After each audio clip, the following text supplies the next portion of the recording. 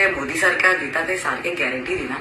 पैसे करोडांनी म्हणल्यार ते कला अकॅडमीक रेनोवेशनाक आणि अजूनपासून आम्ही पळयलें एक पावस येयल्यार सगळे सत्यानाश जाता and it is a big risk for the children who are going in those classes ती पॅसेज फी धाकटी भुरगीं जेन्ना क्लासीक वयता आणि ते फॉल सिलींग तेंचे खड्ड्यार पडले जाल्यार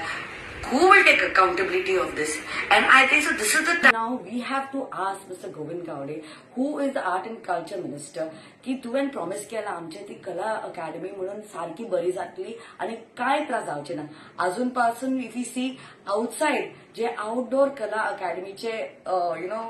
स्टेज हा थिंगा अजून पासून काम स्टार्ट जावंक ना म्हाका इतले दूख लागता कित्याक I am a performer I am an artist by profession आणि जेन्ना आम्ही स्टेजीर वयता परफॉर्म करपाक आमकां ते वी फील प्रायड आमचे गोंयचे आमी शिकोन आमी लोकांक एंटरटेन करता पूण जेन्ना आर लायफ्स आर एट रिस्क वयरसून कितें सकला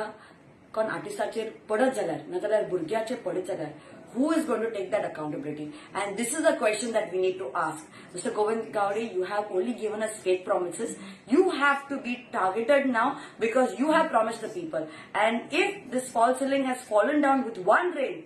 मनसुनान कितें जातलें तें हांव नकळो आनी कितें परिस्थिती जातली सो लोकां खातीर मागता जेन्ना तुमी